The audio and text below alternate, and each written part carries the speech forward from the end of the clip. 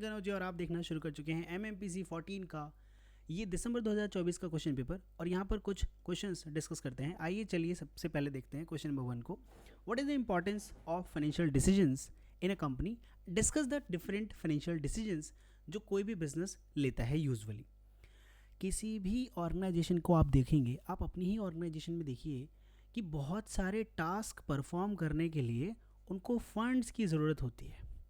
अब ये जो भी फंड्स कोई भी ऑर्गेनाइजेशन यूज़ करती है उसके लिए उनको डिसीजन लेना होता है कि भैया इतना ही पैसा है, राइट?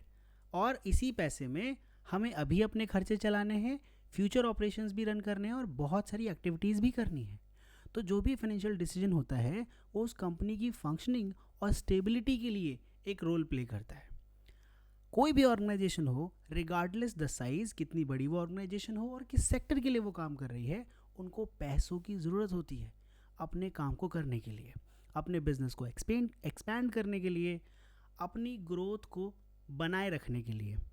तो जितने भी फाइनेंशियल डिसीजंस होते हैं वो ये डिटरमाइन करते हैं कि कैसे ये जो पैसा आपके पास है उसको लाया जाएगा, कहाँ कहाँ उसको कितना कितना बांटा जाएगा और कैसे मैनेज किया जाएगा।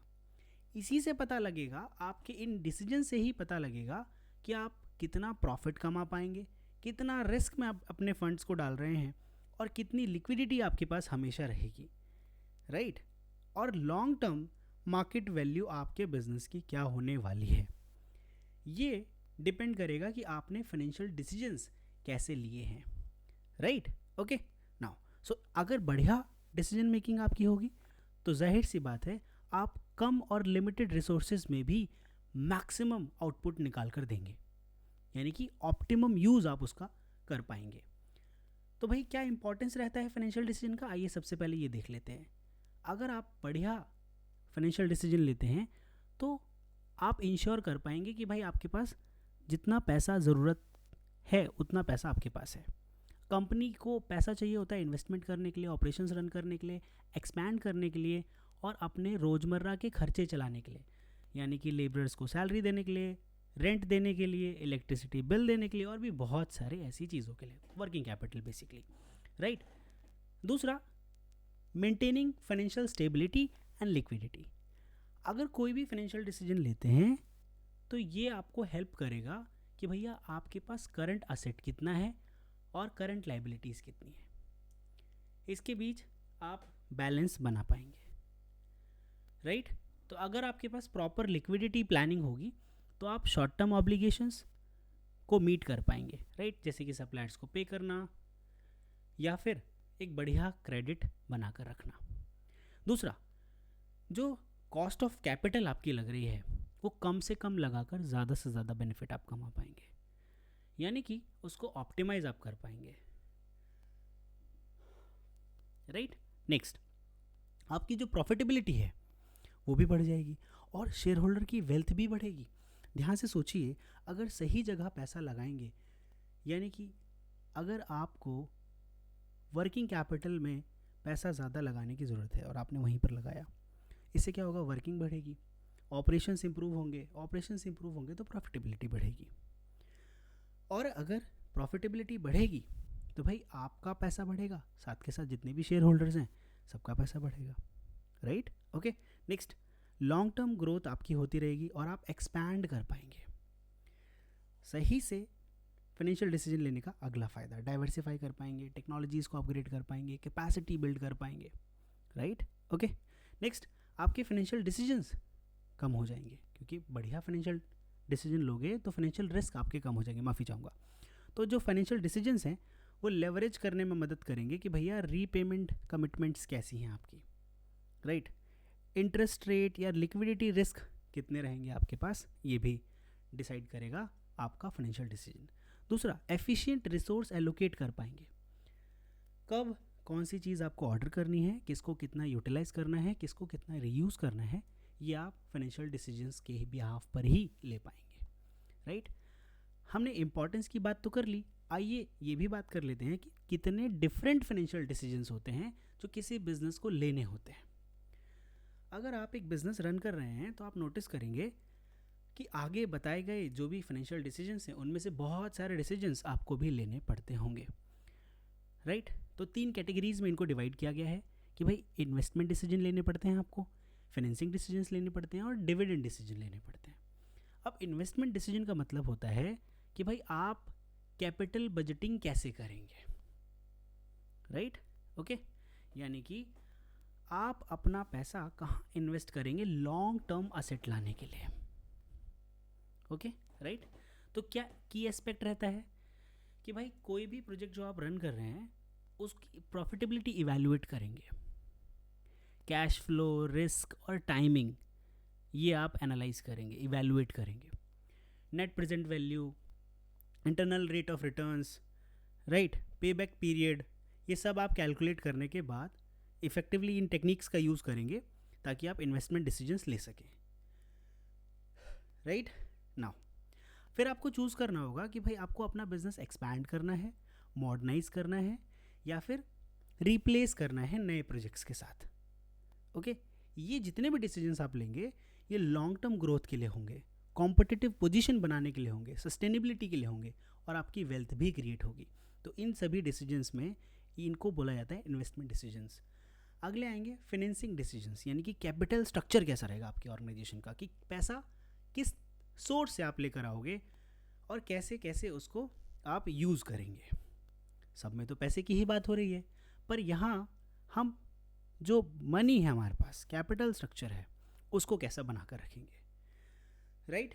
नाउ तो हमारे पास किस सोर्स से फंड आएगा उसके बारे में, इक्विटी से लेंगे, प्रेफरेंस शेयर देंगे, डिबेंचर्स देंगे, लोन्स लेकर आएंगे या फिर हम अपनी अर्निंग्स रिटेन कर लेंगे, इनमें से कोई एक डिसीजन हो सकता है या फिर इनका मिक्स भी हो सकता है, राइट। तो कॉस्ट ऑफ कैपिटल कितनी लगनी है, डेट इक्विटी मिक्स कितना है आपका,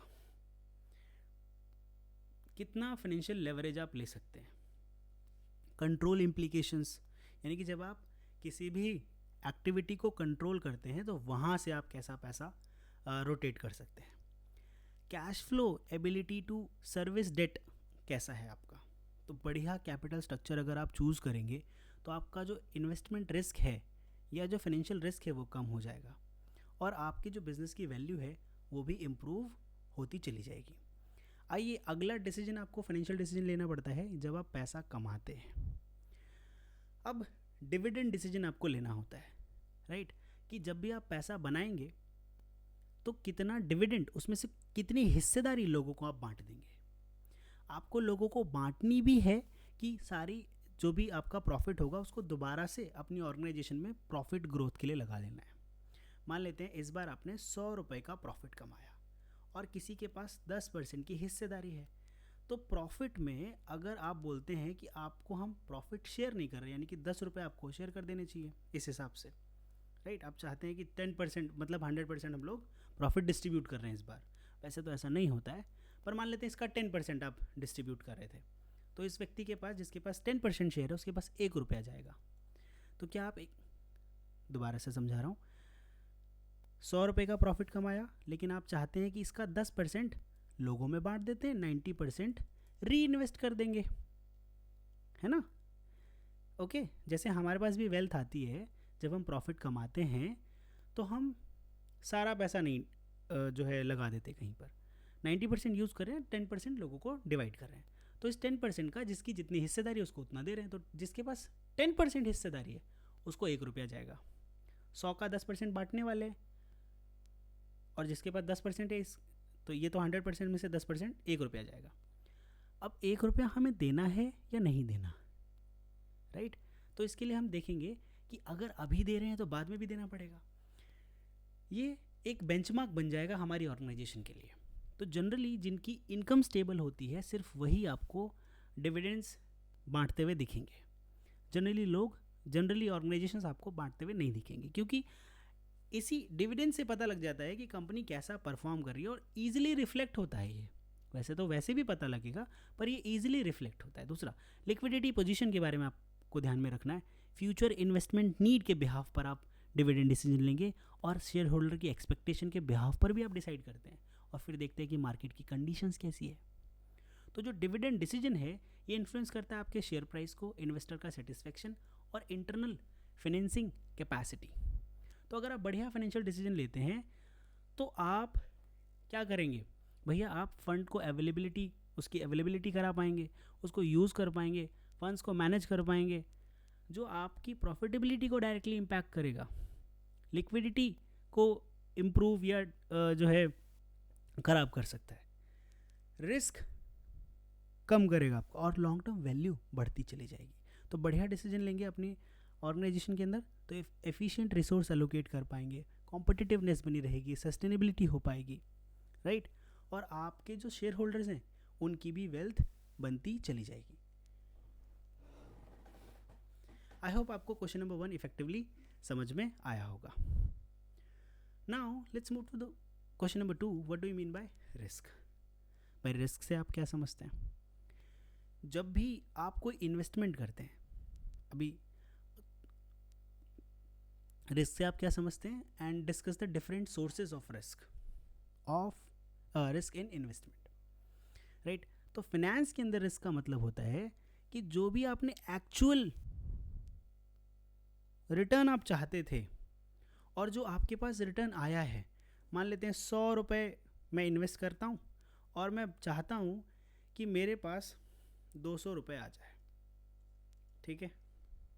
पर अब होता ये है कि 100 रुपये लगाए और अब ये बन गए 90 रुपीज़। जब ऐसा हुआ तो मेरी इन्वेस्टमेंट में 10% का लॉस हो गया। मैं तो 100% का प्रॉफिट सोच रहा था, पर इन्वेस्टमेंट पर ही 10% का लॉस हो गया। ये जो डिफरेंस है एक्सपेक्टेड रिटर्न का और एक्चुअल रिटर्न के बीच में, कि हम चाहते थे कि 100 रुपये मैं कमाऊं लेकिन 10 रुपये तो मेरे चले गए, ठीक है। इसी को हम बोलते हैं कि भैया ये जो डेविएशन है, किसमें एक्चुअल रिटर्न और एक्सपेक्टेड रिटर्न के बीच में जो डेविएशन है, जो भी डिफरेंस है, उसी को हम रिस्क बोलते हैं। या फिर ऐसा कोई भी चांस जिसमें हम किसी भी चीज़ को लूज़ कर दें, राइट। आपका रिस्क है इस एग्ज़ाम में, जब आप ये एग्ज़ाम लिखेंगे तो रिस्क है कि मार्क्स ए ग्रेड भी आ सकता है, आपको बी ग्रेड भी आ सकता है, राइट। ओके, नाउ तो ए ग्रेड आप एक्सपेक्ट कर रहे हैं, हो सकता है एक्चुअल रिटर्न आपका बी ग्रेड आए। तो ये जो डिफरेंस है यही रिस्क है। बढ़िया से एग्ज़ाम देंगे, क्वेश्चन सही से लिखेंगे तो आपका रिस्क कम रहेगा, चांसेस ज़्यादा होंगे ग्रेड ए पाने के। बात समझ में आ रही है? नाउ तो risk represents the chance of loss lower than expected returns, या फिर अनसर्टेनिटी कि भैया फ्यूचर में क्या होगा, ये तो हमें नहीं पता कि what will happen in the future. हो सकता है सारे ही न्यूमेरिकल क्वेश्चंस आ जाएं और बड़ा मुश्किल हो जाए एग्ज़ाम में सारे सवालों के सही जवाब देना, फिर तो बी ही आएगा, राइट। नाउ तो फ्यूचर इवेंट्स को हम प्रिडिक्ट नहीं कर सकते, इसीलिए किसी भी इन्वेस्टमेंट में हमारे पास हमेशा एक रिस्क फैक्टर बना रहता है। जब भी हम कहीं भी पैसा लगाते हैं, बहुत सेफ से सेफ जगह भी पैसा लगाएंगे तो हमेशा एक रिस्क फैक्टर लगा रहता है। किसी ने भी कोविड को प्रिडिक्ट नहीं किया था, फिर भी वो एक रिस्क था। आप किसी बिजनेस में पैसा लगाएं, बाद में पता लगे कि कुछ इंटरनल इश्यूज हो गए और वो कंपनी ही शट डाउन हो जाए, हमें नहीं पता। There are lot of risk. इसीलिए हम रिस्क से बचने के लिए बहुत सारे दूसरे तरीके के टूल्स का भी यूज़ करते हैं, इंश्योरेंस वगैरह का भी, आराम से उसके बारे में भी बात करेंगे। Risk arises because future cash flow, market conditions, interest rate, business operations and economic factors जो कभी भी बदल सकते हैं, राइट। इसीलिए रिस्क अनअवॉइडेबल है, पर इसको हम मीज़र तो कर सकते हैं, मैनेज भी कर सकते हैं। अगर बढ़िया से प्लान करें और अपने ऑपरेशंस को डाइवर्सिफाई करें तो हम इसको कम भी कर सकते हैं, राइट। तो पहला जवाब आपको मिल गया कि भैया रिस्क क्या है। Risk is a difference between expected return and actual return. A difference between actual and expected return is called financial risk, right. और हम इसे ऐसे भी बता देते हैं कि भैया जहाँ पर चांस हो लॉस का, अनसर्टेनिटी हो फ्यूचर आउटकम्स की, तो उसी को बोल देंगे risk, right. Okay, what is risk? Uncertainty about future outcomes is a risk. तो इसमें से कुछ भी आप लिख देंगे, answer will be correct. Different sources of risk in an investment. अब दो तरीके के सोर्सेज हैं, right? Several internal and external factors. तो मेजर सोर्सेज के बारे में बात करते हैं. पहला है बिजनेस रिस्क. देखिए, डे टू डे ऑपरेशंस किसी भी कंपनी के अफेक्ट हो सकते हैं उसकी कंपटीशन से, कॉस्ट ऑफ प्रोडक्शन से, डिमांड की फ्लक्चुएशन से, मैनेजमेंट के डिसीजन से, या फिर टेक्नोलॉजिकल चेंज आने से. आपने देखा होगा बिजनेस रिस्क में, मैं एनवीडिया का एग्जांपल देना चाहूँगा. जैसे ही आपने नोटिस किया होगा चाइनीज़ एआई जब लॉन्च हुआ तो उसी समय एनवीडिया के शेयर प्राइसेस काफ़ी हद तक नीचे चले गए, क्योंकि उस समय कंपटीशन चैट जीपीटी का आ गया था. अब एनवीडिया क्या करता है? एनवीडिया गाइज, जो लोग नॉन टेक हैं मैं बता दूं, जो आप एआई मॉडल रन करते हो, लार्ज लैंग्वेज मॉडल्स जैसे चैट जीपीटी, राइट, इसको बैक करता है बहुत सारा इनके लिए इंफ्रास्ट्रक्चर चाहिए होगा. तो उसमें एक बढ़िया काम की चीज़ होती है एआई चिप्स. अब ये खाने वाली लेस चिप से अलग है, सिलिकॉन चिप होती है गाइज, राइट? और इसके लिए कंप्यूटर्स चाहिए होते हैं जो बनाता है एनवीडिया. ओके, अब अगर कोई चाइनीज़ कंपनी या चाइना कोई एक ऐसा एआई बना लेता है बिना एनवीडिया के, तो फिर हमें तो पहले लग रहा था कि पूरा इंफ्रास्ट्रक्चर ही एनवीडिया के बिना नहीं चलेगा, पर चाइना ने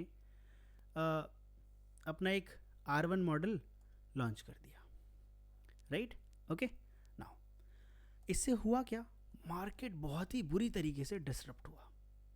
आजकल टेक्नोलॉजिकल एडवांसेस आने की वजह से बहुत बड़े डिसरप्शंस चंद सेकंडों में आ जाते हैं, कुछ मिनटों में आ जाते हैं.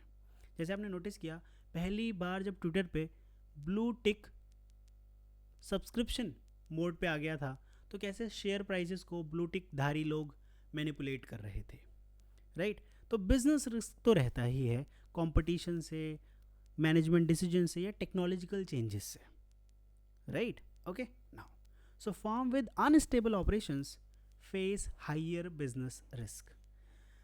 ओके, कभी भी आपको जो है लैंड प्राइसेस में इतना ज़्यादा, कोई रियल एस्टेट में बिजनेस करता है तो उसको इतना ज़्यादा रिस्क नहीं रहेगा, राइट?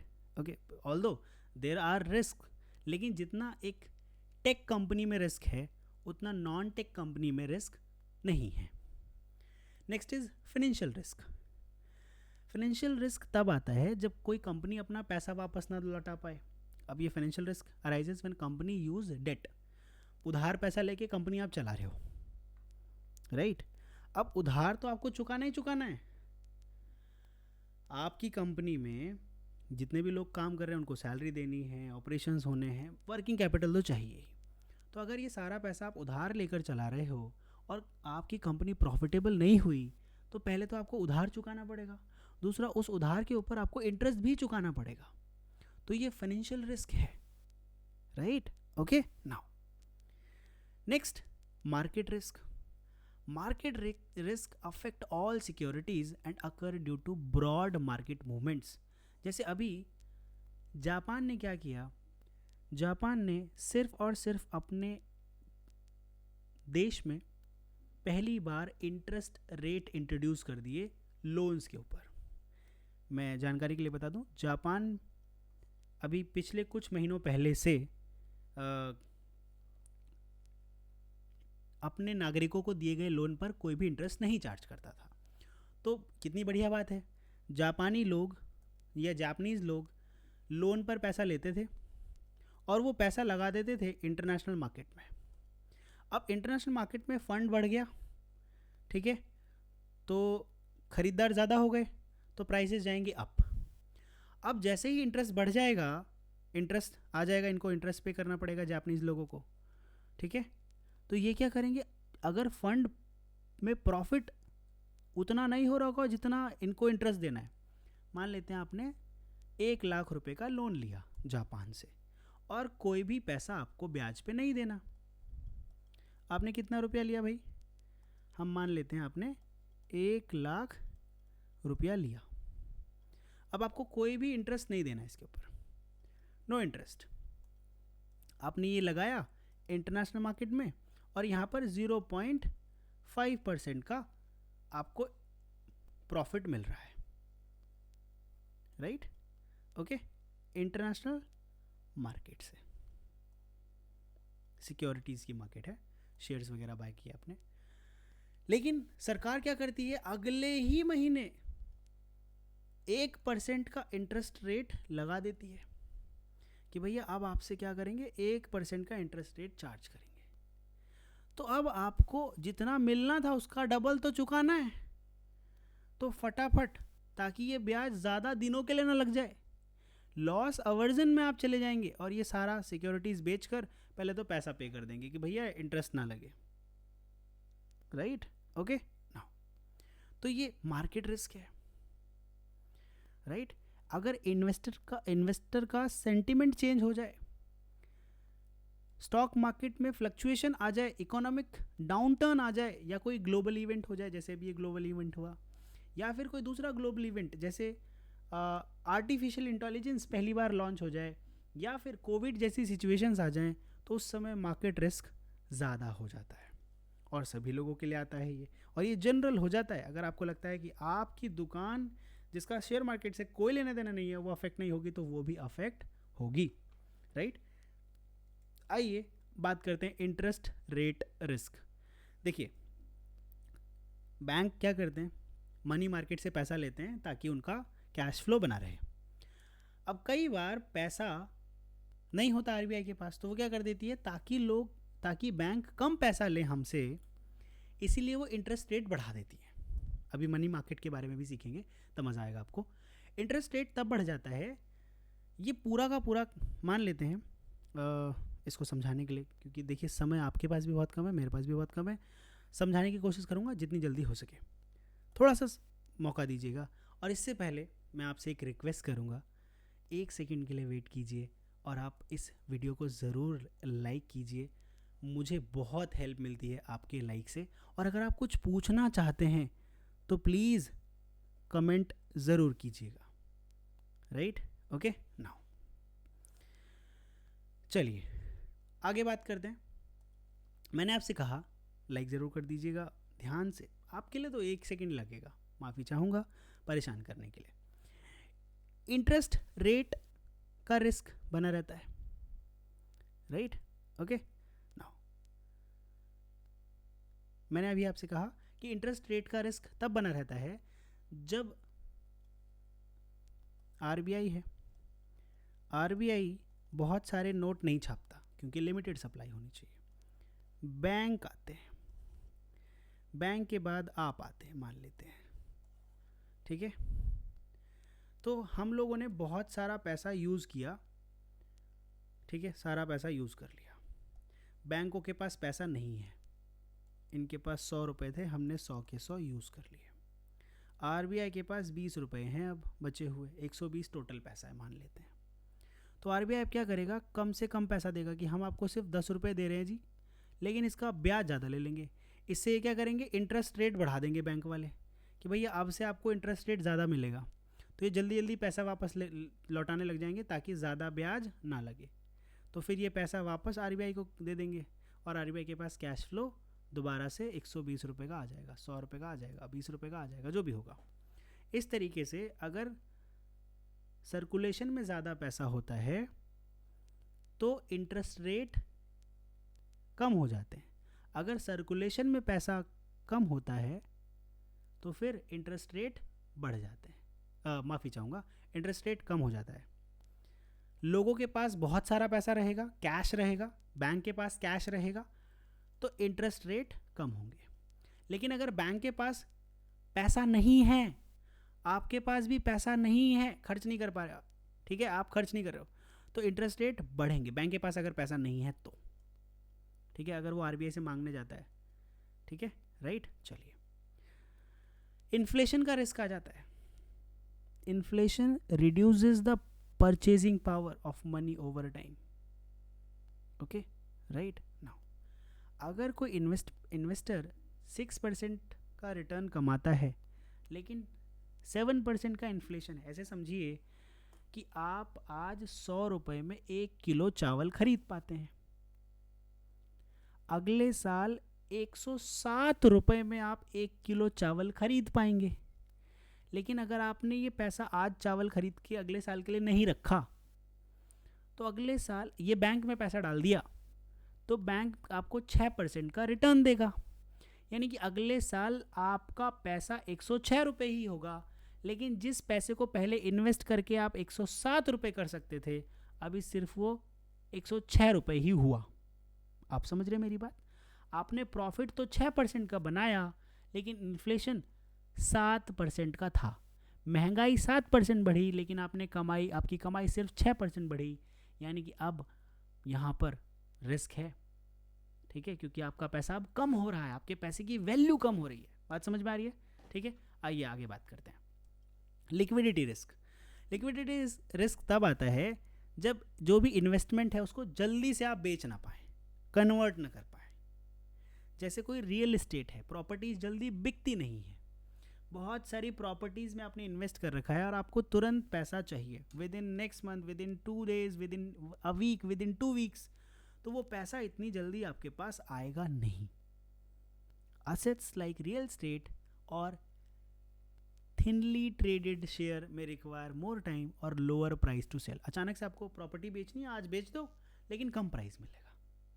इसके बदले आप लोन भी ले सकते हैं. अभी आप में से ही बहुत सारे लोग बोलेंगे कि सर वो प्रॉपर्टी के पेपर्स रख के लोन ले सकते हैं, बट लिक्विडिटी रिस्क कम है. पूरा पैसा थोड़ी मिलेगा, 100% पैसा थोड़ी मिलेगा आपको, राइट? ओके, नाउ चलिए, क्रेडिट और default risk. Risk applies mainly on debt instruments like bonds or debentures. It refers to the possibility that the insurer may fail to pay interest or repay principal on time. तो ये भी risk लगा रहता है. ठीक है, right? जिसने आपसे उधार लिया वो पैसे ही ना दे आपको, तो कंपनी भैया आपके पास अगर कम पैसा है तो आपको गड़बड़ हो जाएगी. मान लेते हैं आप दुकान चलाते हैं, गल्ला कम है, माल ज़्यादा नहीं बेच पाते, और उसके बाद लोग आपसे उधार ले जाएं, तो आप अगली बार माल खरीदेंगे कैसे? वर्किंग कैपिटल ही वापस नहीं आएगा. तो ये भी बड़ा रिस्क बना रहता है. फिर एक्सचेंज रेट का रिस्क रहता है. अगर आप फॉरेन एसेट्स में डील करते हैं तो करेंसी एक्सचेंज में आपके भी रेट अफेक्ट होंगे. जैसे मैं यूट्यूब पर जो ये वीडियो बना के डालता हूँ, या आप हमारी जब इंटरनेशनल पेमेंट्स वगैरह आती है, तो उसमें होता क्या है कि जैसे जैसे डॉलर रुपी के रेट में फ्लक्चुएशन आएगी, अर्निंग पर भी इम्पैक्ट पड़ेगा. और अगर आप एक्सपोर्ट करते हैं या इंपोर्ट करते हैं तो उस पर भी आपको फ़र्क देखने के लिए मिलेगा, राइट? पॉलिटिकल और रेगुलेटरी रिस्क भी लगे रहते हैं. बहुत सारी गवर्नमेंट पॉलिसीज़ आती हैं. अभी किसी सरकार ने टैरिफ लगा दिए कि आप हमारे ही देश का सामान खरीदो, दूसरे देश का खरीदोगे तो दूसरे वाले देशों पर टैरिफ लगा देंगे, ताकि उनका सामान महंगा हो जाए, हमारा सामान सस्ता प्रतीत हो लोगों को. ठीक, ताकि लोग देसी सामान ज़्यादा खरीदें. ओके, जैसे भारत बहुत सारे आइटम्स में करता है. हम इलेक्ट्रिक कार्स इंपोर्ट नहीं करते क्योंकि हम चाहते हैं कि भारतीय इलेक्ट्रिक कार्स ज़्यादा बिकें. उन पे 50%, 100% टैरिफ लगा देते हैं, ताकि अगर कोई कार बाहर 10 लाख रुपए की मिल रही हो तो हमारे यहाँ आते आते ही 15 लाख रुपए हो जाए, और हमारे यहाँ 15 लाख रुपए से कम में, 13 लाख रुपए में, 14 लाख रुपए में, 12 लाख रुपए में अगर कोई बढ़िया कार मिल रही है, तो हम सिमिलर कार 15 लाख रुपए में क्यों इंपोर्ट करेंगे, जिसका कोई सर्विस सेंटर नहीं, जिसकी कोई वारंटी नहीं, जिसके क्लेम्स लेने के लिए हमें दूसरी कंट्री से बार बार कनेक्ट करना पड़ेगा. तो बहुत सारे रेगुलेटरी और पॉलिटिकल रिस्क भी लगे रहते हैं. रेगुलेशन, टैक्सेशन, पॉलिटिकल इंस्टेबिलिटी, सरकार बदल जाती है, रूल बदल जाते हैं, राइट? ओके, सुनाओ, रिस्क जो है is an inherent part of investment. पैसा लगाओगे तो रिस्क लगा रहेगा. रिस्क है तो इश्क है. आइए, अगर आप बहुत सारे सोर्सेज को अच्छे से समझ जाएंगे, जैसे कि business, financial market, interest rate, inflation, liquidity, credit, exchange rate, political risk, तो आपको इन्फॉर्म्ड डिसीजन लेने में मदद मिलेगी. आप रिस्क मैनेज कर पाएंगे बेसिकली, राइट? और आपकी लॉन्ग टर्म सस्टेनेबिलिटी बनी रहेगी। आई होप आपको क्वेश्चन नंबर 2 भी इफेक्टिवली समझ में आया होगा। ओके राइट, आइए चलिए बढ़ते हैं क्वेश्चन नंबर 3 की तरफ। What is the significance of cost of capital? Cost of capital का सिग्निफिकेंस क्या है? Briefly discuss the different methods of computing the cost of equity capital. दो टॉपिक्स पर यहाँ पर बात करने वाले हैं कि भैया कॉस्ट ऑफ कैपिटल की इम्पोर्टेंस क्या है, सिग्निफिकेंस क्या है। ऐसा सवाल आएगा तो इम्पोर्टेंस सिग्निफिकेंस सिमिलर में ही आपको मेंशन कर देना है, कोई प्रॉब्लम नहीं होगी। ओके नाउ फिर हमें बताना है कि बहुत सारे तरीके जिससे हम इक्विटी कैपिटल की कॉस्ट को कैलकुलेट कर सकें। तो cost of capital is the minimum return a company must earn on it's investment, ताकि उनकी मार्केट वैल्यू और उनकी इमेज इन्वेस्टर्स के बीच बनी रहे। तो कॉस्ट ऑफ कैपिटल वो रिटर्न है, वो पैसा है जो आपको कमाना है, राइट ओके, ताकि आप अपनी फर्म की सेफ्टी के लिए और इन्वेस्टर्स को सेटिस्फाई करने के लिए कि देखो हमने बोला था कि हम कमाएंगे और हम कमा रहे हैं, ठीक है। So it represents the opportunity cost of using funds what investors expect to earn elsewhere for taking similar risk. अगर आपके बिजनेस में ज़्यादा रिस्क है तो ज़्यादा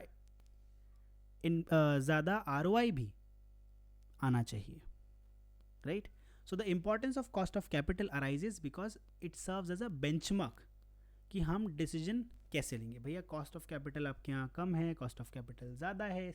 अगर जितनी कम होगी उतना ज़्यादा आप क्या करेंगे, इन्वेस्ट करेंगे, राइट। नाउ तो कैसे डिसाइड किया जाता है? पहला, बेसिस फॉर इन्वेस्टमेंट डिसीजन। इसको आप ऐसे समझिए कि डिस्काउंट रेट की तरह ट्रीट किया जाता है किसी भी इन्वेस्टमेंट प्रपोजल को देखने के लिए। आपके पास कोई इन्वेस्टमेंट प्रपोजल लेकर आया कि सर आप हमारी कंपनी में इन्वेस्ट कर दीजिए, तो आप कॉस्ट ऑफ कैपिटल देखेंगे, right. So manager compare project return with the cost of capital to decide whether a project will create और डिस्ट्रॉय द वैल्यू जो भी आप उसमें लगाएंगे, ओके। दूसरा, कैपिटल स्ट्रक्चर को डिज़ाइन करने में आपको मदद मिलती है, आपकी डिविडेंड पॉलिसी को गाइड करने में मदद मिलती है, और आपकी वैल्यूएशन क्या रहेगी पूरे बिजनेस की, सिक्योरिटीज़ मार्केट वगैरह में, वो सब बताने में मदद करती है। आपके बिजनेस के फाइनेंशियल रिस्क कैसे हैं, क्या क्या इनके अंदर रिस्क हो सकता है, उसको रिफ्लेक्ट करता है कॉस्ट ऑफ कैपिटल, राइट। तो आइए, हमने भाई इंपॉर्टेंस जान ली, अब बात करते हैं कितने तरीके हैं जिससे आप कॉस्ट ऑफ इक्विटी कैपिटल आप कंप्यूट कर सकते हैं, राइट ओके। अब ये कॉस्ट ऑफ इक्विटी क्या है? कॉस्ट ऑफ इक्विटी वो पैसा है जब भी आप कोई भी शेयर होल्डर आपकी कंपनी में इन्वेस्ट करेगा तो वो चाहेगा ना कि वो कुछ पैसा कमाए, कुछ शेयर्स में इम्प्रूवमेंट हो, रेट बढ़े तो उसको पैसा आए। Since equity holder bear a highest risk, the cost of equity is general higher than other source of capital. तो बहुत सारे तरीके हैं जिससे आप ये पता लगा सकते हैं किसी कंपनी में इन्वेस्ट करना चाहिए कि नहीं करना चाहिए। तो पहला मेथड है डिविडेंड डिस्काउंट मॉडल। ये मॉडल अज्यूम करता है कि भाई जो वैल्यू ऑफ शेयर है is based on present value of future dividends. ध्यान से समझिएगा इस बात को। आप आज जो जितने पैसे में ये शेयर खरीद रहे हो, फ्यूचर में जो डिविडेंड्स मिलने वाले हैं वो सब जोड़कर आप दे रहे हो आप अभी, ऐसा बहुत लेमन लैंग्वेज में आप समझ लीजिए। सो KE इज डिविडेंड और सॉरी जो भी आपको फ्यूचर में डिविडेंड मिलने वाले हैं, प्रेजेंट वैल्यू बेसिकली KE। अब कैसे कैलकुलेट करते हैं? एक्सपेक्टेड डिविडेंड जो अगले साल मिलने वाला है करंट मार्केट प्राइस से डिवाइड कर देंगे और ऐड करते रहेंगे ग्रोथ रेट जो आपकी डिविडेंड की होगी, ओके। तो ये जनरली उन कंपनीज के साथ काम करता है जिनकी स्टेबल इनकम है, राइट, और उनकी प्रेडिक्टेबल डिविडेंड पॉलिसीज़ भी हैं। दूसरा है capital asset pricing model CAPM। अब ये बताता है कि भैया कितना रिस्क है, राइट। तो CAPM links the required return on equity with a systematic risk. तो कैसे कैलकुलेट करते हैं भाई इसको? रिस्क फ्री रिटर्न को ऐड करेंगे बीटा के साथ, which is the risk measure factor, risk measure of the company factor रहेगा बेसिकली। फिर मार्केट रिस्क प्रीमियम आप कितना दे रहे हो, ओके, राइट। वैसे RM का मतलब रिस्क मार्केट और RF का मतलब रिस्क फ्री रिटर्न, पर इन दोनों के डिफरेंस को हम लोग मार्केट रिस्क प्रीमियम बोलते हैं। क्लियर है, right. Now next is earning yield method. कई बार इसका रिवर्स करके हम PE रेशियो भी निकालते हैं। तो अर्निंग यील्ड मेथड यूज होती है कि भाई पर शेयर कितनी अर्निंग हो रही है, ठीक है। जैसे अर्निंग पर शेयर कितनी है और मार्केट प्राइस पर शेयर कितना है। क्लियर है? चलिए, बहुत ही सिंपल है, पर इसमें बहुत सारी चीज़ें इग्नोर हो जाती हैं, जैसे कि ग्रोथ कितने टाइम पीरियड पर हुई। आप सिर्फ इसे इंस्टेंटली अभी के लिए कैलकुलेट कर सकते हो, पिछले 10 सालों के लिए, आने वाले 5 सालों के लिए, आने वाले 2 सालों के लिए कैलकुलेट नहीं कर सकते। क्लियर है? तो फ्यूचर एक्सपेक्टेशन भी इसमें पता नहीं लगती, रिस्क भी पता नहीं लगते, बस करंट सिचुएशन के बारे में आप एनालाइज कर सकते हो। फिर बात आती है realised yield approach. This approach estimate the cost of equity based on past returns earned by shareholders in the form of dividends and capital gains. Although backward looking, it is useful when historical data is consistent and reliable. Okay, right now. तो भाई realized yield approach, बहुत आपने कितना सोचा था कितना पैसा आएगा, हर साल उतना ही आता रहा, तो आप पुराने डेटा को ही देखकर समझ सकते हैं कि कैसा अगला आपको रिटर्न मिलने वाला है अगले साल में, अगले कुछ सालों के अंदर, right. So the cost of capital is a vital tool for investment, financing and dividend decisions. ये इंडिकेट करता है कि भाई कितना मिनिमम रिटर्न किसी भी कंपनी को अर्न करना चाहिए ताकि वो अपने इन्वेस्टर्स को सेटिस्फाई कर सके, अपनी वैल्यू क्रिएट कर सके, और जो कॉस्ट ऑफ इक्विटी है उसको कैलकुलेट करने के लिए हम अलग अलग टूल्स का यूज़ कर सकते हैं। आई होप क्वेश्चन नंबर 3 आपको समझ में आया होगा। डोंट वरी गाइज, धीरे धीरे आप इन सारी चीज़ों को समझ जाएंगे। एक एक करके भी आप अलग से इसके लिए सर्च कर सकते हैं, आपको बहुत सारे एग्जांपल्स के साथ मिल जाएगा। क्योंकि समय की कमी है तो मैं एग्जांपल्स के साथ इनको समझाने की कोशिश अभी फ़िलहाल नहीं कर रहा हूँ। आइए बढ़ते हैं क्वेश्चन नंबर 4 की तरफ। भैया मनी मार्केट क्या है, इसका क्या इंपॉर्टेंस है, कौन से पार्टिसिपेंट्स होते हैं मनी मार्केट के अंदर। तो money market is a part of financial system जहाँ पर शॉर्ट टर्म फंड्स की ज़रूरत पड़ती है, day to day, 1 day to 1 year, एक साल से कम के लिए जब पैसे की ज़रूरत पड़ती है तो मनी मार्केट में लोग उधार लेते हैं पैसा। ये पैसा आता कहाँ से है और ये पैसा मिलता कैसे है। देखिए, पैसा खरीदते हैं लोग, मनी मार्केट क्यों कहते हैं, यहाँ पर आप पैसा खरीदते हैं। अरे सर कैसी बात कर रहे हो, पैसा खरीदते हैं? यस, मैंने आपको बताया कि RBI से आप जो पैसा ले रहे हो, बैंक पैसा मांगेगा कि ऐसा करो, आप ये हमसे 10 रुपये ले जाओ, तो बैंक को कुछ तो देना पड़ेगा ना RBI को, फ्री में तो RBI पैसा देगा नहीं, तो बैंक इनको देगा गारंटी। अब ये गारंटी भी अलग अलग फॉर्म में होगी भैया, ट्रेजरी बिल हो सकता है, कमर्शियल पेपर हो सकता है, जो आप डिपॉजिट करते हैं पैसा उसका सर्टिफिकेट हो सकता है, कॉल मनी हो सकता है, रेपोज हो सकते हैं। तो मनी मार्केट एक होलसेल मार्केट की तरह काम करता है जहाँ पे बैंक, फाइनेंशियल इंस्टीट्यूशन और लार्ज कंपनीज आती हैं अपनी शॉर्ट टर्म कैश नीड्स को फुलफिल करने के लिए। अगर ये पैसा आगे से ना मिले तो लोग बैंक से बोलते रहेंगे मेरा पैसा मेरा पैसा, इसीलिए बैंक सारा कैश आपको निकालने नहीं देती। बैंक के पास टोटल 10% कैश होता है जितना भी उन्होंने बांट रखा होता है उसका, ठीक है, क्योंकि एक बार में 10% से ज़्यादा लोग नहीं आएंगे, इसीलिए आप लोगों के ट्रांजैक्शंस पर लिमिट लगी रहती है कि एक बार में आप कितना पैसा निकाल सकते हैं। और एक बार में हर कोई व्यक्ति सारा पैसा नहीं निकाल सकता। क्लियर है ये बात? इसलिए वो लोग कैप लगा देते हैं इसके ऊपर। तो बैंक इनको देंगे गारंटी, गारंटी की फॉर्म में सर्टिफिकेट ऑफ डिपॉजिट दे देंगे, कोई कमर्शियल पेपर, ट्रेजरी बिल दे देंगे। अब बैंक के पास ये सब कहाँ से आया? भैया आपने पैसा जमा किया ना, तो उसका सर्टिफिकेट ऑफ डिपॉजिट आ गया। दूसरा, बैंक ने सरकार से बहुत सारे बिल्स खरीदे, ट्रेजरी बिल्स खरीदे, बॉन्ड्स खरीदे। गवर्नमेंट क्या करती है, बहुत सारे बॉन्ड सेल करती है, तो बैंक्स भी खरीदते हैं। तो बैंक सरकार को पैसा देते हैं, ठीक है। बैंक क्या करते हैं, सरकार को पैसा देते हैं, ध्यान से समझिएगा। बैंक क्या करते हैं, सरकार को पैसा देते हैं और बॉन्ड मिल जाता है उनको। अब ये बॉन्ड फिर वो देते हैं आरबीआई को, आरबीआई इसके बदले में इनको पैसा देता है, फिर ये पैसा आपको बांट देते हैं, ठीक है, लोन की फॉर्म में। आप इससे बिजनेस चलाते हो, फिर पैसा आता है बैंक के पास।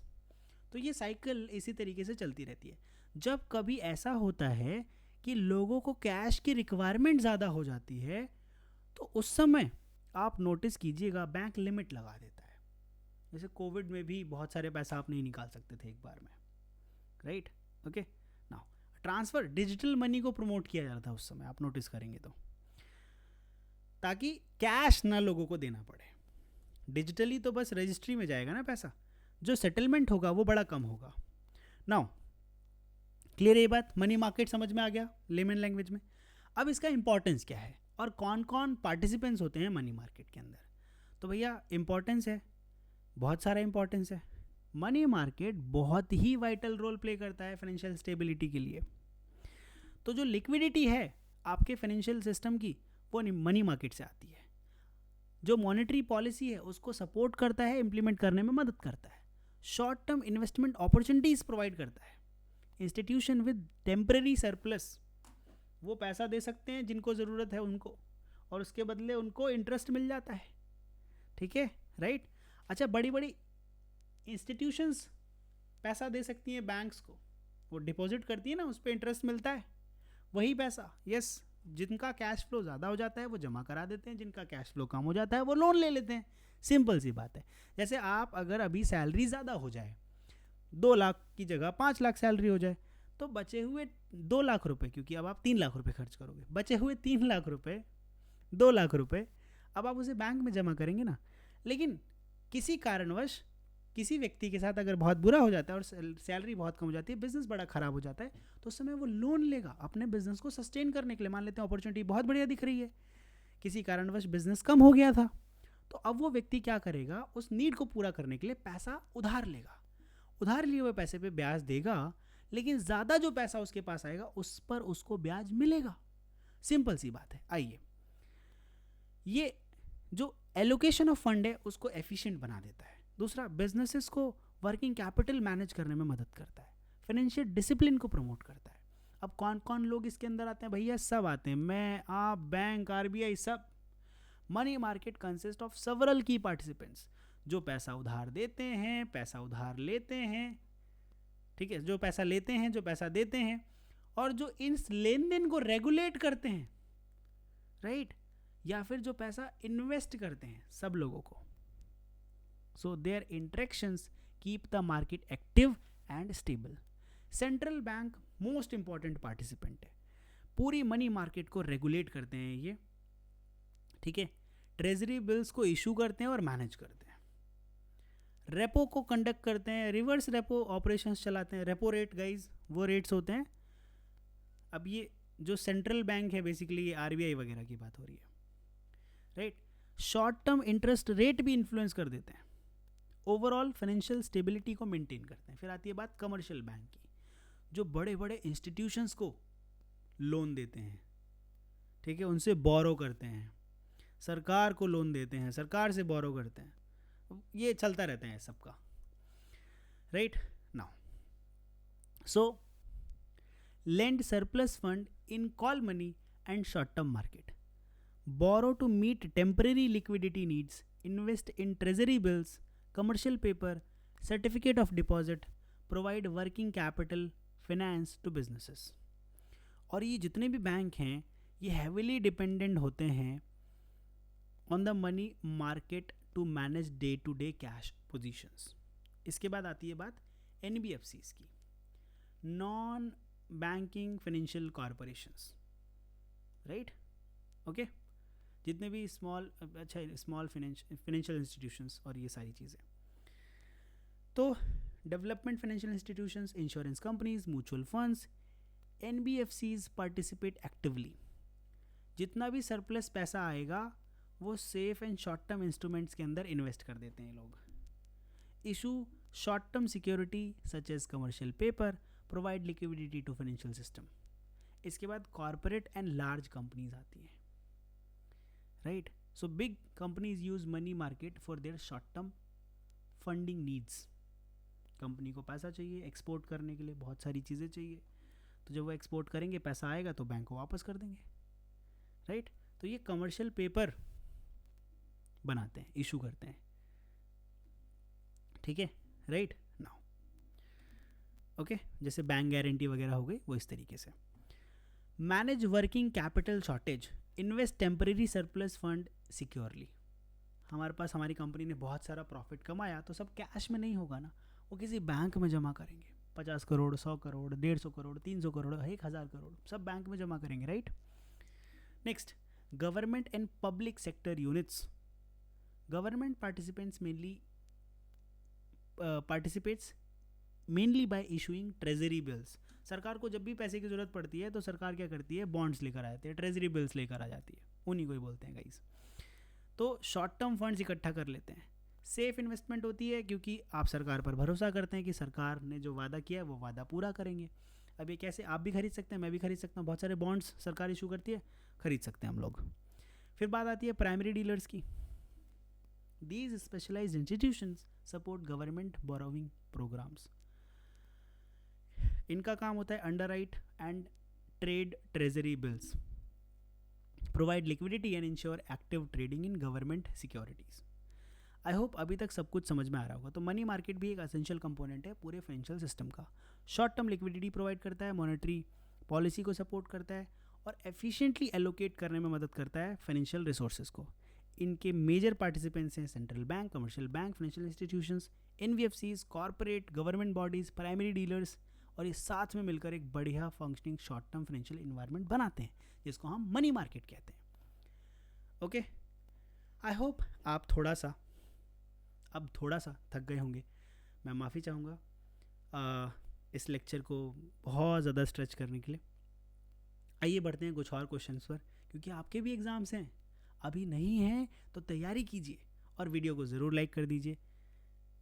आपको अगर मेरी मेहनत पसंद आई हो तो आप ऐसे मुझे रिवॉर्ड कर सकते हैं इस वीडियो को लाइक करके, ताकि मुझे मोटिवेशन मिले। और आप कुछ पूछना भी चाहते हैं तो प्लीज़ पूछिए कमेंट सेक्शन के अंदर। Now let's move to the question number 5, why business firms need to plan their capital structure, right. इसको हमें ब्रीफली एक्सप्लेन करना है और एक्सप्लेन करना है different determinants of capital structure, किन किन बातों पर आपकी कैपिटल स्ट्रक्चर जो है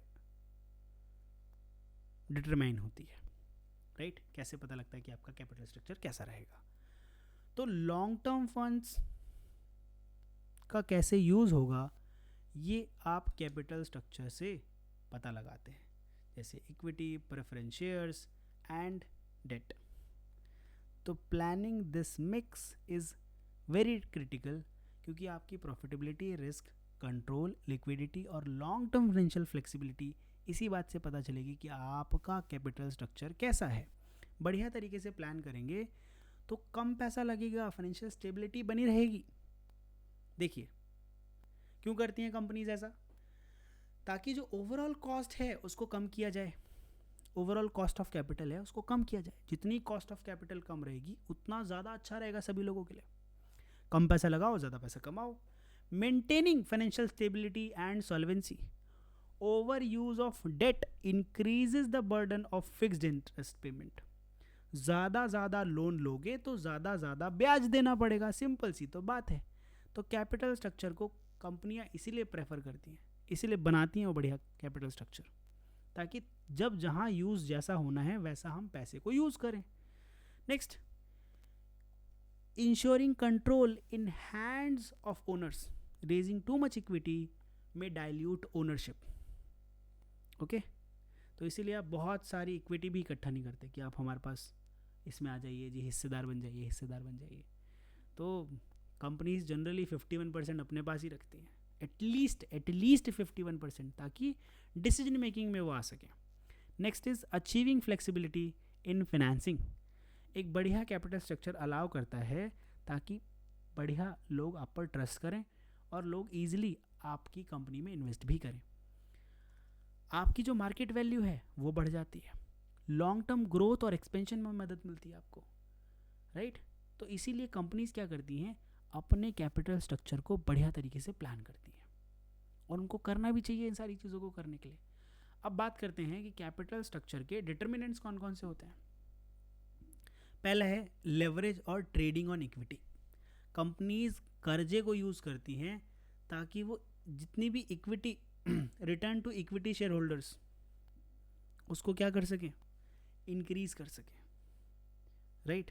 okay, so firm with stable and strong earning can safely use higher leverage. Okay, दूसरा है कॉस्ट ऑफ कैपिटल, क्योंकि भैया आप उधार लेकर कम आपको इंटरेस्ट देना पड़ता है, और अगर उधार लेकर बिजनेस चलाओगे तो जो प्रॉफिट होगा उसमें आपको क्या करना पड़ेगा, उसमें पहले तो आप इंटरेस्ट निकाल देंगे, फिर बता देंगे कि भैया इतना इंटरेस्ट लग गया जी, तो वो भी टैक्स डिडक्टिबल होता है, उसमें भी कम लगेगा। तो इसके बिहाफ पर भी आप डिसाइड करते हैं। कैश फ्लो पोजीशन कैसी है, डेट कैपेसिटी कितनी है, इससे भी कैपिटल स्ट्रक्चर अफेक्ट होगा। कंट्रोल के कंसिडरेशंस कैसे हैं, अगर कोई नई इक्विटी आप इशू करते हैं तो जो मैनेजरियल कंट्रोल है वो आपका चला जाएगा जी। सोचकर देखिए कि भाई कंट्रोल हमेशा 51% शेयर्स तो आपको हमेशा अपने पास रखने पड़ेंगे ना। फ्लेक्सिबिलिटी ऑफ कैपिटल स्ट्रक्चर, कभी भी ज़रूरत पड़े तो थोड़ा बहुत तो आप एकदम पूरा रिजिड नहीं बनाएंगे, थोड़ा फ्लेक्सिबल भी रखेंगे कि एज पर द नीड्स हम चेंज कर सकें। फिर आपके फर्म का साइज़ कितना है उसके बिहाफ पर भी डिपेंड करेगा, right. Next, market conditions and investor के सेंटिमेंट कैसे हैं, यस, इमोशंस पर भी चलती हैं ये सारी चीज़ें। Next is nature of business, तो आपका जो बिजनेस का नेचर है वो भी डिटरमाइन करेगा कि भैया कैसे आप कैपिटल स्ट्रक्चर को बनाना चाहते हैं। So capital structure is very essential, जिससे आप एक ऑप्टिमम बैलेंस बना सकें between cost, risk, control and long term financial strength. और हमें बनाना भी ऐसा है ताकि हम फ़ायदा उठा सकें, कैश फ्लो बढ़िया मैनेज कर सकें, राइट। और अपनी मार्केट साइज़ को देखते हुए, अपनी ऑर्गेनाइजेशनल साइज़ को, अपनी ऑर्गेनाइजेशनल स्ट्रेंथ को देखते हुए हम ये स्ट्रक्चर डिज़ाइन करेंगे। आई होप क्वेश्चन नंबर 5 भी आपको इफेक्टिवली समझ में आया होगा कि कंपनी को क्यों कैपिटल स्ट्रक्चर बनाने की ज़रूरत पड़ती है और कौन कौन से डिटर्मिनेंट हैं जिससे कैपिटल स्ट्रक्चर अफेक्ट होता है। आइए बात करते हैं, why do firms distribute dividends. कंपनियां जब पैसा कमाती हैं तो डिविडेंड क्यों बांटती हैं, ठीक है। बांटने की क्या ज़रूरत है, दोबारा कंपनी में लगा दो और पैसा बनेगा, फिर दोबारा लगा दो फिर और पैसा बनेगा, तो पैसा बनता ही चला जाएगा इसीलिए ज़रूरत पड़ती है गाइस। आइए, why do firms distribute dividends, ऐसे कौन से फैक्टर्स हैं जो इम्पैक्ट करते हैं कि भैया डिविडेंड पॉलिसी कैसी रहेगी। आप कंपनी है जी, आपकी बढ़िया कंपनी है, बहुत पैसे छाप रही है, बढ़िया पैसे कमा रहे हैं आप, तो आपको डिविडेंड देने की ज़रूरत है क्या, और ये बात कैसे पता लगेगी कि आपको डिविडेंड देना चाहिए या नहीं देना चाहिए, आप ये कैसे डिसाइड करेंगे, क्या डिटर्मिनेंट्स होते हैं। सो डिविडेंड क्या होते हैं, बेसिकली आप जो भी कंपनी प्रॉफिट कमाती है, आपकी कंपनी ने जो भी प्रॉफिट बनाया है उसका एक हिस्सा जो हम लोगों को बांट देते हैं उसी को बोलते हैं डिविडेंड।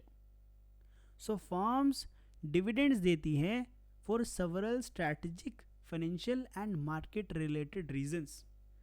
कंपनी पैसा कमा रही है जी, 100 रुपये छाप लिए, अब वो चाहती है 10 रुपये आप में भी बांट दिए जाएं, बाकी 90 तो वापस लगा ही लिए जाएंगे। सिंपल सी बात है। अब 10 रुपये में जिसका जितना हिस्सा बनेगा, जिसकी जितनी शेयर होल्डिंग होगी, उसके बिहाफ पर उनको पैसा बांट दिया जाएगा।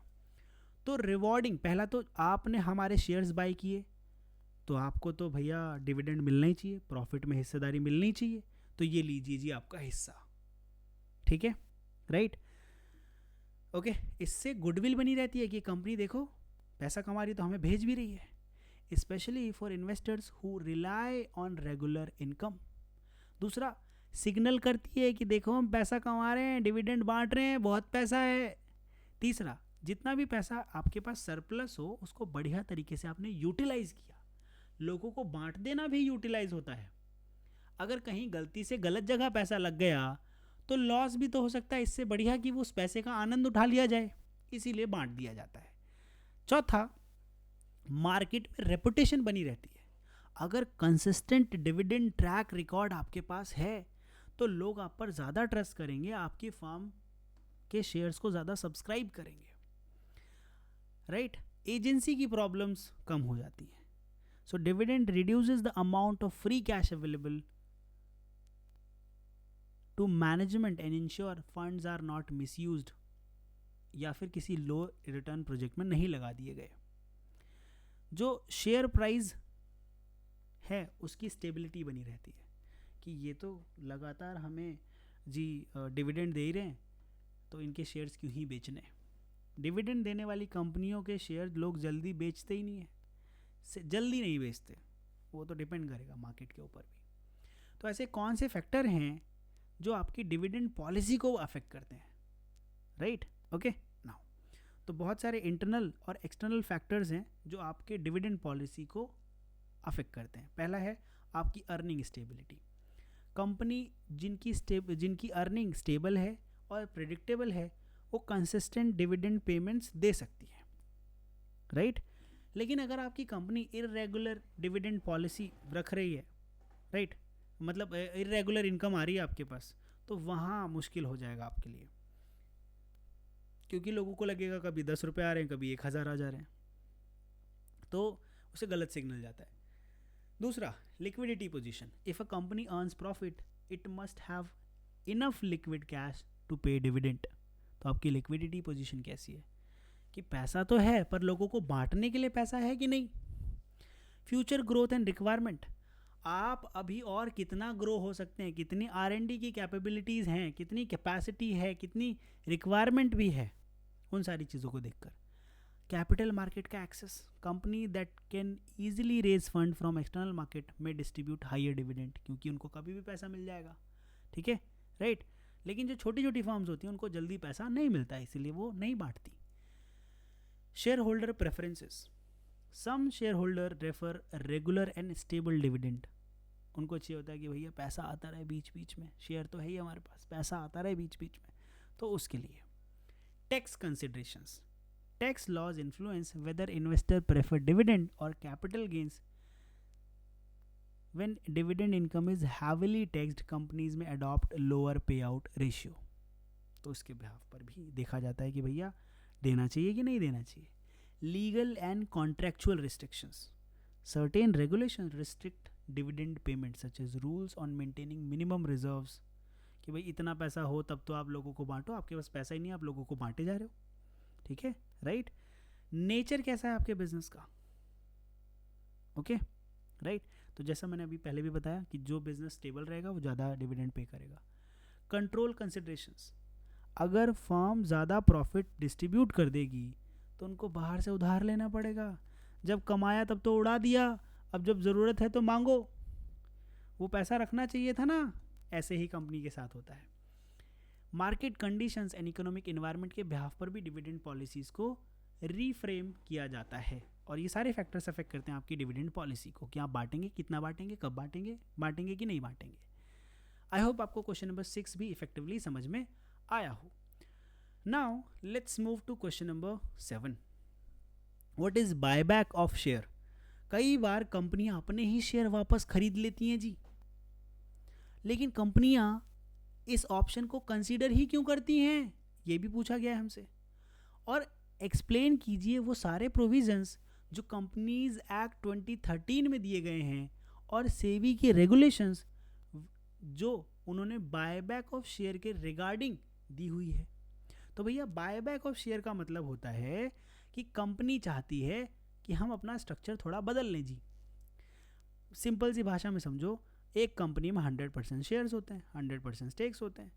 अगर उन्होंने 30% डाइल्यूट कर रखा है, लोगों को बेच रखा है और 70% ओनरशिप है, ठीक, लेकिन अब वो चाहते हैं कि नहीं नहीं नहीं ऐसा करते हैं 80% ओनरशिप ले लेते हैं, तो जो इस 30% में से ना कस्टमर से ही खरीद लेंगे वो, कि ऐसा करो आप लोग क्या करो, बेच दो जी हमें वापसी, 10% बाय बैक सेल कर दो जी, हम बाय बैक कर रहे हैं जी, खरीद रहे हैं जी, ठीक है।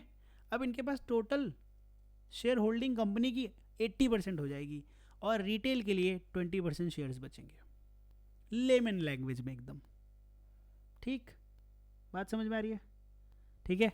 चलिए मान लेते हैं मैंने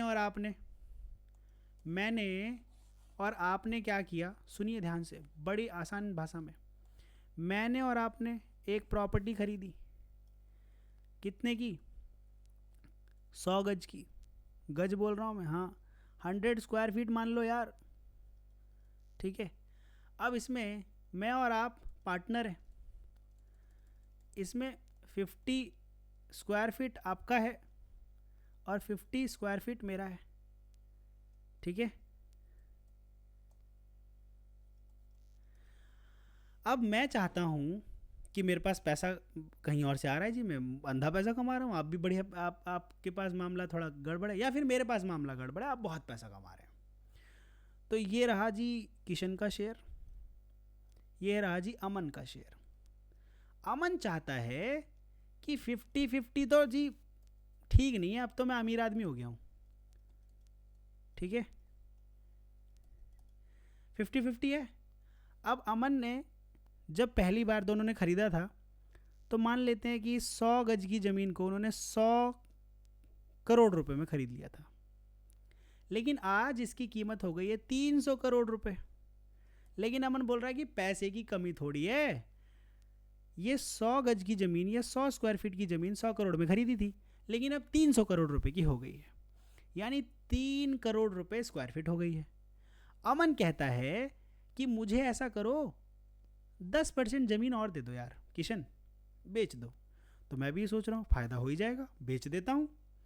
मैंने अपनी ज़मीन का हिस्सा कर दिया जी, इतनी ज़मीन आपको और दे दी, ये 10% है बीच वाली ज़मीन, ये 10% ज़मीन आपको वापस दे दी। तो अमन जी आपने जो पहले बेची थी वही वापस ले ली। अब मेरे पास यानी कि मार्केट में शेयर बचेगा 40%, आपके पास था 50% और 10% आपने दोबारा खरीद लिया बाय बैक, तो टोटल शेयर आपका बढ़ गया 50% से 60%। इसी तरीके को बोलते हैं बाय बैक। बात समझ में आ गई? तो buy back of shares is a financial restructuring method जिसमें कंपनियां अपने खुद के शेयर्स एग्जिस्टिंग शेयर होल्डर से खरीद लेती हैं। एक बार खरीद लिए गए तो उन शेयर्स को ख़त्म कर दिया जाता है और पूरे पैसे को दोबारा से रिस्ट्रक्चर कर दिया जाता है। परसेंटेज तो आ गई, पर शेयर जो वैल्यू होती है वो बढ़ जाती है, मतलब नंबर ऑफ शेयर्स कम कर दिए जाते हैं बेसिकली, ऐसा समझिए आप, ठीक है, राइट। चलिए now buyback is usually offered eight an attractive price, जिससे लोग ज़्यादा बेचें और लोग ज़्यादा खरीदें, जिनको खरीदना हो खरीद लें भाई, ठीक है। चलिए अब कंपनियां करती क्यों हैं? बहुत सारे स्ट्रैटेजिक और फाइनेंशियल रीजंस हैं। पहला है कि अगर कंपनी ने बहुत मोटा मुनाफा कमा लिया है और बहुत पैसा है जी उनके पास, ठीक, तो वो क्या करते हैं, जितना रिक्वायर्ड कैश है उनके पास, जितना रिक्वायर्ड था उससे बहुत ज़्यादा आ गया जी, तो वो क्या करते हैं, इट में return fund to share holders through buyback rather than holding funds, इसलिए खरीद लेते हैं। वो अपनी जेब से नहीं लगाते पैसा, खरीद लेते हैं आप पैसा प्रॉफिट का यूज़ करके। इससे जो पर शेयर अर्निंग होती है वो भी इम्प्रूव हो जाती है विद फीवर शेयर्स, क्योंकि अब सर्कुलेशन में ज़्यादा शेयर नहीं है, 40% 50% शेयर नहीं है, 40% शेयर है, तो कम शेयर है मार्केट में, तो उससे क्या होगी, उसकी वैल्यू बढ़ जाएगी, ठीक है। आपकी शेयर प्राइस और सिग्नलिंग कॉन्फिडेंस आ जाएगा, लोगों को क्या मैसेज जाएगा कि अरे यार कंपनी ने बायबैक किया है, कंपनी ने बायबैक किया है, बढ़िया कंपनी होगी, right, okay. Now so often a buyback conveys that the management believes company is undervalued. This boosts investors' confidence and may stabilize or increase share price. Okay, right? Next, आपकी जो आपके जो promoter होते हैं उनकी share holding को और ज़्यादा मजबूती मिल जाती है। नेट जो आपका रिटर्न होता है, रिटर्न ऑन नेटवर्थ, वो भी बढ़ जाती है। डिफेंसिव स्ट्रैटेजी रहती है अगेंस्ट टेक ओवर्स। कई बार कुछ लोग हॉस्टाइल टेक ओवर कर लेते हैं आपकी कंपनी के। शेयर्स अगर अवेलेबल होते हैं तो खरीद लेते हैं, 30, 40, 50, 60% जितना अवेलेबल है खरीद लेंगे, ठीक है, राइट। तो ऐसे हॉस्टाइल टेक ओवर्स वाली सिचुएशन में बचने के लिए आपको बायबैक कर लेना चाहिए। अब क्या क्या प्रोविजंस हैं इनको समझ लेते हैं। From the companies act 2013 for buyback of shares, companies act provide a detailed legal structure कि आपको कैसे खरीदना है। पहला कि भैया आपको ऑथराइज करना है और अप्रूवल लेना है। Companies article of association must permit buyback. जिस भी आर्टिकल ऑफ एसोसिएशन से कंपनी बनी है उनकी परमिशन से ही आप बायबैक कर सकते हैं। तो एक स्पेशल रेजोल्यूशन है जिसकी ज़रूरत पड़ती है at a general meeting. However small buybacks with in the prescribed limit can be approved by the board. Maximum limit भी डिसाइड की जाती है कि भैया इतना ही परसेंटेज आप खरीद सकते हैं of its paid up capital and free reserves in a financial year. पूरा नहीं खरीद सकते कि पता लगा पूरा मार्केट से 100% शेयर आपने बायबैक कर लिया, ऐसा पॉसिबल नहीं है, ठीक है। Sources of fund buyback can be made from only free reserves, security premiums. ऐसा नहीं कि लोन लेकर आप अपना शेयर बायबैक कर रहे हो, ठीक है, right. Proceeds of earlier issues, conditions related to capital structure, only fully paid up share और securities can be bought back. एक बार बायबैक कर लिया आपने तो debt to equity ratio must not exceed the permitted level, जितना भी permit किया होगा आपकी कंपनी और कैटेगरी के हिसाब से। फाइलिंग रिक्वायरमेंट क्या रहती है कि भैया डिक्लेरेशन देना है सॉल्वेंसी का, must be filled before initiating buyback. The company must maintain a resistor of bought back shares after completing the buyback. A return must be filed with in the prescribed timeline. फिर आपको extinguishment भी करना होता है, cooling of. जितने shares आपने buyback किए हैं वो आपको एक्सटिंग्विश भी करने होते हैं with in a short period after completion. Company can not issue fresh share for a cooling of period accept in permitted cases, ठीक है। कि पता लगा बायबैक किया फिर दोबारा सेल कर दिया, रेट बढ़ा के पंप एंड डंप नहीं कर सकते आप। A gap of at least 1 year is required between 2 buybacks. Restrictions भी हैं बहुत सारी कि भैया नो बायबैक थ्रू सब्सिडरीज और investment companies, no buyback if there are default in repayment of deposits, interest, dividend और लोन्स, ओके, राइट, जब तक कि डिफॉल्ट आपने करेक्ट नहीं किया। अब प्रोविजंस है भैया सेबी रेगुलेशंस की तरफ से, ठीक है, right, securities exchange board of India की तरफ से फॉर लिस्टेड कंपनीज। तो लिस्टेड कंपनीज को कुछ रूल्स मानने पड़ते हैं। पहला, buyback conditions, the buyback size can not exceed a fixed ceiling of paid up capital and free reserves. Post buyback the debt equity ratio must remain within allowed limits. Buyback must not lead to delisting of shares. Process क्या रहेगा, एक public announcement करनी पड़ेगी कि हम कितने कितने shares और किस किस ऑफर में कर रहे हैं जी। The offer must remain open for a minimum period. जो एक पोर्शन है वो स्मॉल शेयर होल्डर्स के लिए भी रिजर्व करेंगे आप। Shares bought back must be extinguished as per prescribed guidelines. और आपके सोर्सेज ऑफ फंड क्या होंगे कि सिर्फ free reserve, security premium and proceeds of earlier issues, ये सब आप यूज़ कर सकते हैं। So buyback of share is an effective tool for financial restructuring. ये मदद करता है optimum use of capital structure का। और बहुत सारे रेगुलेशंस भी आपने कंपनीज एक्ट और सेबी की तरफ से देखे। आई होप आपको क्वेश्चन नंबर 7 भी इफेक्टिवली समझ में आया होगा। आई होप ये क्वेश्चन पेपर ईजिली आप समझ पाए होंगे। So that's all for today's lecture. See you in the very next class. Till then take care of yourself. You guys are really really awesome. और अगर आप यहाँ तक आए हैं प्लीज़ इस वीडियो को लाइक ज़रूर कर दीजिएगा। और अगर आपको कुछ भी पूछना है तो प्लीज़ कमेंट ज़रूर कीजिएगा। Thank you so much. You guys are really really awesome. मिलते हैं अगली क्लास में।